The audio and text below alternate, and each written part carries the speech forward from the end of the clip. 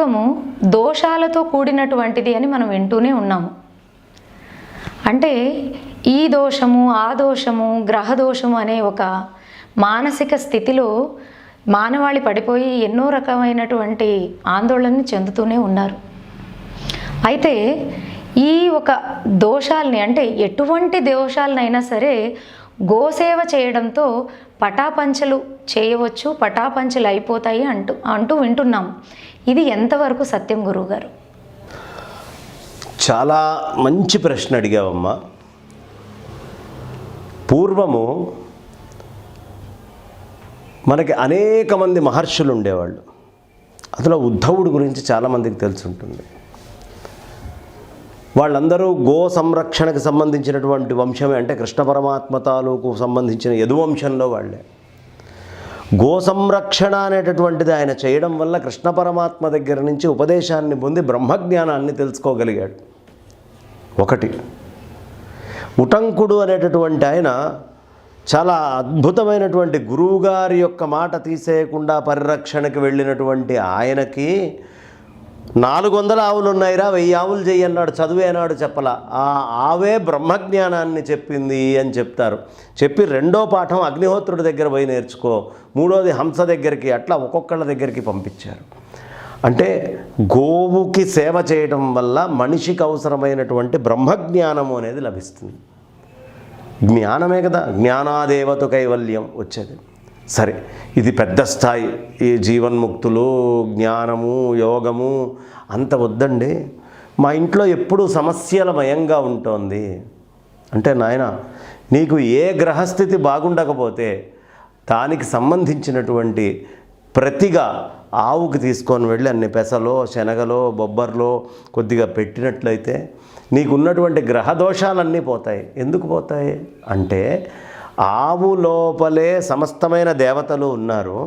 ఆ దేవతలందరూ వరాలు ఇవ్వడానికి సిద్ధంగా ఉంటారు.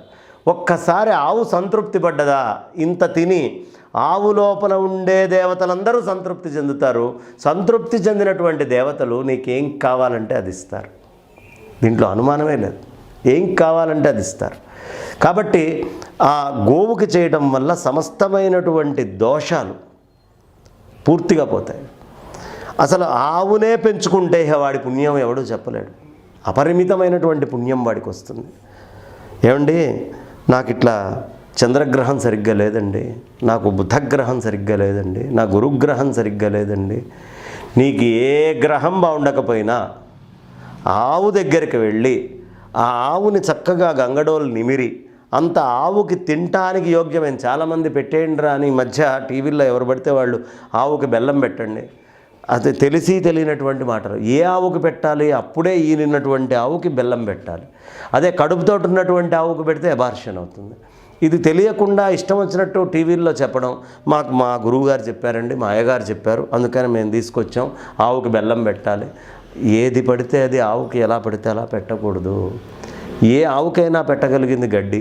అలా అని అరటిపండ్లు తీసుకురావడం, వరుసగా అరటిపండ్లు పెట్టడం. అరటిపండ్లు ఒకటే కాదు, ఇంకా అనేక రకాలైనటువంటి పదార్థాలు ఉన్నాయి. తోటకూర తీసుకొచ్చి పెట్టండి ఆవుకి, అన్ని దోషాలు పోతాయి. అసలు గ్రహ దోషాలేంటి, ఈతి బాధలేంటి, అనారోగ్యాలు కూడా పోతాయి. ఆవుకి సేవ చేస్తే పోని రోగం లేదు. విశ్వాసంతో నమ్మకంగా చాలా కాలం చేస్తే ఆవు దాని ఫలితాన్ని అది ఇస్తుంది. కాబట్టి నేను అయ్యా ఎప్పుడూ పలానా గుడికి వెళ్ళేవాడిని, వాళ్ళ గుడికి వెళ్ళలేకపోయాను. గుడికి వెళ్ళలేకపోయావా? ఆవు దగ్గరికి వెళ్ళు. నేను అగ్నిహోత్రం చేయలేకపోయాను, అగ్నిహోత్రం చేయలేకపోయావా? ఆవు దగ్గరికి వెళ్ళు. అంటే భారతదేశంలో వైదిక ధర్మము, నువ్వు ఏ పని చేయలేకపోయినా ఆ పనిని సాధించడానికి ఎక్కడికి వెళ్ళు? సురభి దగ్గరికి వెళ్ళు, ఆవు దగ్గరికి వెళ్ళు. నీకేం కోరిక ఉంటే అది ఆవు ఇస్తుంది. కొంతమందికి ఆవుకు చెప్పే అలవాటు ఉంటుంది. మీరు గమనించండి, ఆవు కనుక మనం వెళ్ళి ఒక 4 రోజులు మాట్లాడితే 5వ రోజు నుంచి, మొదటి రోజు నుంచి వినే ఆవులు కూడా ఉంటాయి. 5వ రోజు నుంచి మనం ఏం మాట్లాడుతున్నా చాలా శ్రద్ధగా చెవు ఇట్లా ముందరికి తెచ్చి వింటుంది. మీరు గమనించుకోండి. అంత శ్రద్ధగా మన ఇంట్లో మన పిల్లలు వింటారో వినరో, లేకపోతే మనకు సంబంధించిన మిగతా వాళ్ళు వింటారో వినరో, కానీ ఆవు వింటుంది. మీరు ఒక్క ఆవు దగ్గరికి వెళ్ళండి, దాంతో మాట్లాడుతూ ఉండండి. అన్నీ ఏదో అట్లా మాటలు చెప్తూ నిమురుతూ ఉండండి. 5వ రోజుకి ఆ ఆవు యొక్క ఆ చెవులు మొదటి 4 రోజుల కంటే విభిన్నంగా మీకు కనిపించడం ఆరంభమవుతాయి. ఎందుకంటే వింటోంది ఆ తల్లి, అన్నీ అర్థం చేసుకోగలుగుతుంది. అది ఆవు యొక్క ప్రత్యేకత. ఆవు నుంచి వచ్చేటువంటి శబ్దము ఓంకారాన్ని ఎలా ఉచ్చరిస్తే యోగ్యమో అలా ఉంటుంది. కాబట్టి శబ్ద దోషాలు ఆవు నుంచి పోతాయి.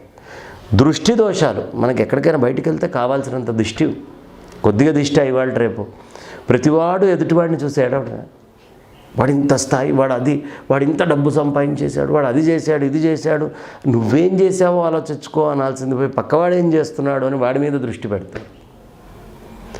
ఆ దృష్టి అనేటటువంటిది మన మీద ఏది ఉన్నా ఆ దోషమంతా కూడా ఆవుని ఒక్కసారి చూసి దాని చుట్టూ ప్రదక్షిణం చేసినంత మాత్రాన పోతుంది. ఎలాంటి దృష్టి దోషమైనా పోతుంది. కాబట్టి ఆవు నుంచి దృష్టి దోషం పోగొట్టుకోవాలన్నా, ఆవు నుంచి వాగ్దోషాలని పోగొట్టుకోవాలన్నా, ఆవు నుంచి మనస్సుకి సంబంధించినటువంటి మలాలు పోగొట్టుకోవాలన్నా చాలా తేలిక, అనాయాసంగా పోగొట్టేసుకోవచ్చు. దాన్నంతా కూడా గ్రహాలు అయిపోయినాయి, బ్రహ్మాండాలు అయిపోయినాయి, దేవతలు అయిపోయారు, ఋషులు, యక్షులు, కిన్నెరులు, కింపురుషులు, గంధర్వులు, ఎవ్వరి యొక్క అనుగ్రహం కావాలన్నా, మీకు పేర్లు కూడా తెలియనటువంటి నాగులు, సిద్ధులు, వీళ్ళందరిది పోవాలన్నా ఆవుకొక్కదానికి సేవ చేస్తే అన్నిటికీ పూజ చేసినట్టే. ఆవు మీద ఉండేటటువంటి ఒక్కొక్క రోమము ఒక్కొక్క శివలింగంతో సమానమట. ఎన్ని శివలింగాలు ఉన్నాయి ఇప్పుడు ఆవు మీద? ఒక్కసారి ఆవుకి ఇట్లా హారతిస్తే అన్ని శివలింగాలకు ఒక్కసారి పూజ చేసిన పుణ్యం. అంటే మీరు ఎన్ని గుళ్ళకి తిరిగితే అన్ని శివలింగాలు దొరుకుతాయి. శివయ్యకి ఇష్టమైనటువంటి అభిషేకం క్షీరమే కదా. ఆ క్షీరం ఎక్కడుంది? ఇక్కడ తయారవుతోంది. అంటే ఆయనకి ఇష్టమైంది ఆయన తయారు చేసుకునే ప్రదేశానికి ఎంత ప్రాధాన్యత ఇస్తాడు ఆయన? అది పరమేశ్వరుడు ఆయన చూపించే విభూతి. గోవుని చూస్తే చాలు కృష్ణ పరమాత్మ, ఆ విష్ణువంశం మొత్తము అంతా కూడా సిద్ధిస్తుంది. గోవుని చూస్తే బ్రహ్మ ఇదైపోతున్నాడు. గోవుని చూస్తే అమ్మ ఆనందానికి ఆనంద పరవశురాలైపోతుంది. గోలోకమనో లోకమన్నే పెట్టుకున్నాడు కృష్ణయ్య. రాధా సమేతుడై గోలోకంలో ఉంటాడు. ఇదంతా గోవు యొక్క గొప్పతనం. ఒక్క గోవు దగ్గరికి వెళ్ళు, మనస్ఫూర్తిగా భక్తిగా దాని ముందు నిల్చో, శ్రద్ధగా దాన్ని ఒకసారి పూజ చేయి, దాంతో 4 మాటలు మాట్లాడు, ప్రదక్షిణం చేయి. సమస్తమైనటువంటి విశ్వానికి, బ్రహ్మాండాలకు, ఒక బ్రహ్మాండానికి కాదు అనంతకోటి బ్రహ్మాండాలని నువ్వు ఒక్కసారిగా నమస్కరించుకొని ఆశీస్సులు తీసుకున్నట్టే. అందుకని గోవు దగ్గరికి వెళ్ళాలి, గోవుకి చెయ్యాలి. ఏ చిన్న సమస్య నుంచి పెద్ద సమస్య అయినా జీవించి ఉన్న భగవంతుడు ఎవరైనా ఉన్నాడు, జీవించినటువంటి సమస్తమైన భగవత్శక్తులు సమ్మేళనమైనటువంటి ఒక ప్రదేశం ఏదైనా ఉంటే అది గోవు. ఆ గోవు దగ్గరికి వెళ్ళు, నీ విన్నపాన్ని చెప్పుకో, నీ మొర్ర పెట్టుకో, నువ్వు ఏమైనా చెయ్యి, నీ కోరిక తీరటం తథ్యం. అందుకని గోవు దగ్గరికి వెళ్ళాలి. మనం వెళ్ళటమే కాదు, పిల్లల్ని కూడా గోవుల దగ్గరికి సాధ్యమైనంత మటుకు తీసుకెళ్ళి అన్ని రకాలైనటువంటివి చేయిస్తే ఉత్తమమైనటువంటి కర్మల్లో పాల్గొన్నటువంటి వాళ్ళకి ఉత్తమమైన ఫలితం వస్తుంది. గోసేవ చేసిన వాడికి ఉత్తమమైన ఫలితం వస్తుంది, దీంట్లో అనుమానం లేదు. కాబట్టి అందుకని గోసేవ చెయ్యాలి. అంటే ఇందులో ఇప్పుడు లేనిదేముంది? భగవంతుడు కావాలన్నా, ఋషులు కావాలన్నా, యక్ష గంధర్వ కిన్నెర కింపురుషాదుల అనుగ్రహం కావాలన్నా, భూదేవి అనుగ్రహం భూదేవికి కష్టం వస్తే గోవు రూపంతో విష్ణుమూర్తి దగ్గరికి పోతుందట. అంటే గోవుని చూడంగానే విష్ణుమూర్తి కదిలిపోతాడు, వెంటనే భూమిని చూసినా కదలడట. అందుకని ఆవిడ గోవు రూపంలో వెళ్తుంది విష్ణుమూర్తి దగ్గరికి వెళ్ళినప్పుడు. ఇలా అనేకమైనటువంటి దృష్టాంతాలు, తార్కాణాలు ఆవుకి మన ధర్మశాస్త్రంలో చెప్పబడ్డాయి. కాబట్టి ఆవుకి సేవ చేస్తే విశ్వం మొత్తానికి సేవ చేసినట్టే, విశ్వం మొత్తం తల్లిగా భావించి నువ్వు సేవ చేసినట్టే. అది గొప్పతనం. గోవు సంరక్షణ ఎంత ప్రముఖమైనది అనేది మీరు చెప్పిన తర్వాత నిజంగానే ప్రతి ఒక్కరూ కూడా గోవు గురించి, గోవు సంరక్షణ గురించి ఆలోచించేటటువంటి పరిస్థితులు కనిపిస్తున్నాయి.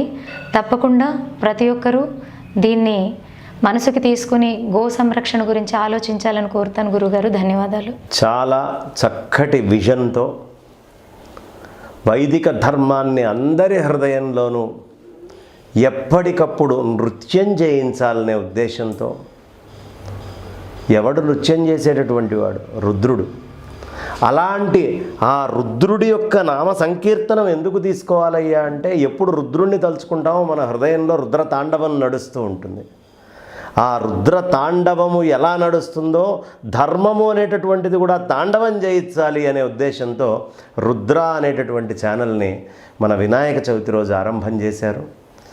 ఈ రుద్ర ఛానల్ చాలా ఇతోభివృద్ధి చెందాలని, అనేక మంది మహాత్ముల యొక్క దర్శనం అందరికీ కలిగేట్టుగా మీ ద్వారా చెయ్యాలని, ఎంతోమంది సందేహాలు ఈ రుద్రా టీవీ చూడటం వల్ల రుద్రా టీవీ ద్వారా పటాపంచలు కావాలి అని నేను మనసా ఆ పరమేశ్వరుణ్ణి ప్రార్థిస్తూ ఉన్నాను.